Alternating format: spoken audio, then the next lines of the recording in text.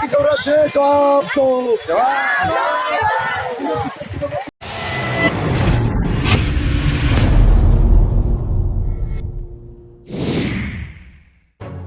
झारखंड +2 शिक्षक प्रतिभागी संघ के द्वारा चतरा कॉलेज चतरा से 12 जुलाई से पैदल मार्च करते हुए हजारीबाग के रास्ते से रैली रामगढ़ पहुंची है।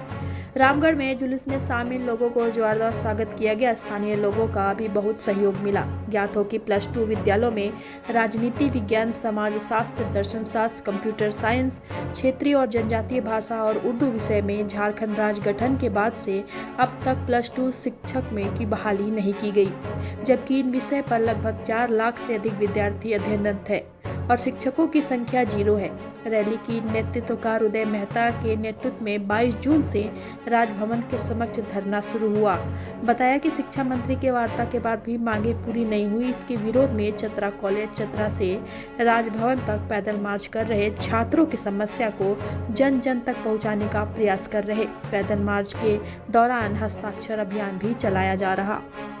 रंजन जी, आप लोग पैदल मार्च निकाल रहे हैं झारखंड राजनीति विज्ञान विभाग संघ की तरफ से, तो ये जो पैदल मार्च है कहाँ से कहाँ तक है और कितने लोग इसमें शामिल हैं? जी, ये हम लोग 12 जुलाई से चतरा कॉलेज चतरा से पैदल मार्च स्टार्ट हुई है और वो हजारीबाग होते हुए रामगढ़ अभी पहुंचने वाले हैं। जत्था मेरा और जत्था में लगभग 30 से 35 लोग उपस्थित हैं।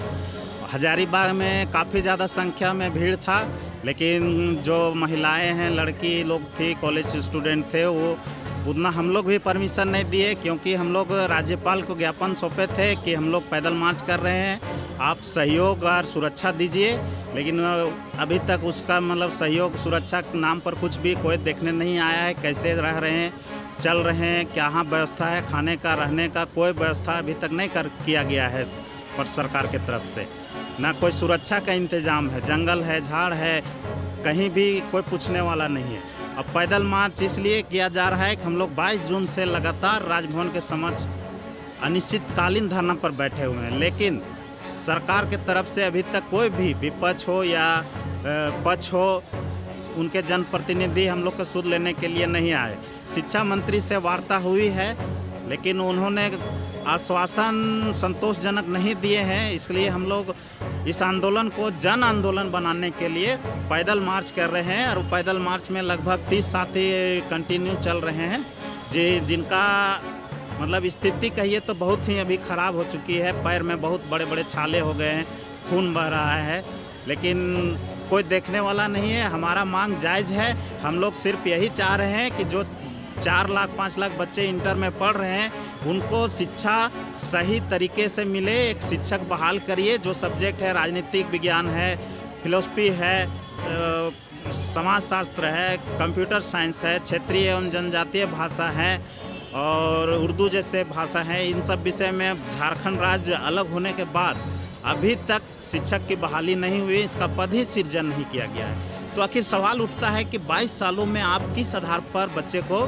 शिक्षा दे रहे हैं, उनका मूल्यांकन किस आधार पर कर रहे हैं। तो आप कहते हैं कि हम शिक्षा मतलब हमारा राज्य है से विकास कर रहा है, तो आप राज्य का विकास तभी होगा जब अब वहाँ के पब्लिक या जनता या बच्चे शिक्षित होंगे। जब शिक्षा का व्यवस्था ही पूरी तरह से आपका चौपट है, अगर पॉलिटिकल साइंस का कॉपी है आप दूसरे सब्जेक्ट से जचवा रहे हैं, दूसरे सब्जेक्ट के टीचर को उसका कॉपी जांच रहा है, तो आप कैसे उम्मीद कर सकते हैं कि वो आपके प्रति ईमानदारी से मतलब आपको नंबर दे पाएगा। उसको खुद जानकारी नहीं है जो जाँच रहा है कि क्या हम जांच रहे हैं। अंजादी नंबर दे रहा है। जो बच्चा बढ़िया भी अपने से मेहनत किया वो फेल हो जा रहा है, जो फेल बिल्कुल नहीं पास होने वाला है उसको 98% होकर टॉप भी कर जा रहा है। तो ये व्यवस्था है, इसी के खिलाफ हम लोग जन आंदोलन किए हैं और आगे अगर सरकार हमारी बातों को नहीं मानती है तो और भी बढ़ चढ़ के हम लोग आंदोलन करेंगे। अभी तक तो हम लोग शांतिपूर्ण और संवैधानिक तरीके से ही आंदोलन करते आ रहे हैं। तो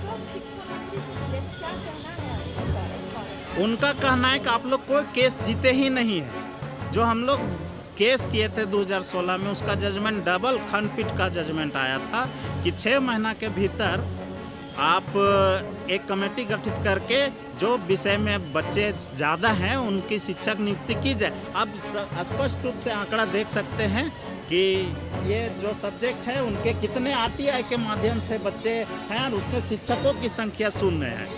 तो ये 6 महीना बीत के आज 5 साल हो गए, 2017 में आया, लेकिन अभी तक सरकार की मंशा इस ओर बिल्कुल भी सकारात्मक नहीं है कि हम शिक्षा को आगे बढ़ाएं। सरकार तो चाहती है कि यहाँ का जनता बुर्बक रहे, नहीं पढ़े लिखे, ताकि उन पर राज कर सके। अगर जनता जागरूक हो जाएगा, पढ़ लिख जाएगा, तो उनकी रणनीति को समझने लगेगा, उनकी गंदी राजनीति को समझने लगेगा। इसलिए सरकार इन जैसे महत्वपूर्ण विषय जो संविधान के बारे में बताता है, मौलिक कर्तव्य के बारे में बताता है, मौलिक अधिकार क्या क्या है, ये चीज़ बताता है राजनीतिक विज्ञान में, वैसे वैसे महत्वपूर्ण जो आप बात करते हैं क्षेत्रीय भाषा कि आप कोई भी एग्ज़ाम में आपको खोटा या ट्राइबल लैंग्वेज जो भी है नोगो उसमें पास होंगे तभी अगला कॉपी जांच होगा। तो आप उसको पढ़ाइए ना, बिना शिक्षक के आप कैसे जांचिएगा, कैसे बच्चा आपको पास करेगा। ये कोई भी प्रतियोगिता परीक्षा में अभी मैडम आपको संज्ञान में होगा कि पहला पेपर आपका जो भी है क्षेत्रीय लैंग्वेज का उसको पास करना जरूरी है। तो आप उसको शिक्षा ही नहीं दे रहे हैं और अचानक थोप दीजिएगा तो कैसे आप बच्चा सक्सेस करेगा, कैसे विकास होगा बच्चा का? जो डिग्री ले रहा है इन सब्जेक्टों में उनका भविष्य कैसे उज्जवल होगा। तो आप लोग जो पैदल मार्च कर रहे हैं वो रांची कब तक आएंगे? रांची परसों हम लोग लगभग 10 बजे तक रांची घुस जाएंगे। कारण है कंटिन्यू नहीं चला जा सकता, 190 किलोमीटर का है पैदल मार्च। अभी हम लोग रामगढ़ पहुंचने वाले हैं इस समय, और मैं जनता से यही अपील करूंगा कि आपके बच्चे के भविष्य का बात है, आप इसमें बढ़ चढ़ के भाग लीजिए और हम लोग का सहयोग करें। जी, मेरा नाम ऐश्वर्य कुमार रंजन है। मैं हजारीबाग से विनोबा भावे यूनिवर्सिटी से एमए पॉलिटिकल साइंस और बीएड कर चुका हूं, और मैं भी एक उसमें अभ्यर्थी के रूप में यहाँ पर बैठा हुआ हूं, और पार्टी संघ में कुछ हम नेतृत्व भी हम लोग मिलजुल के कर रहे हैं।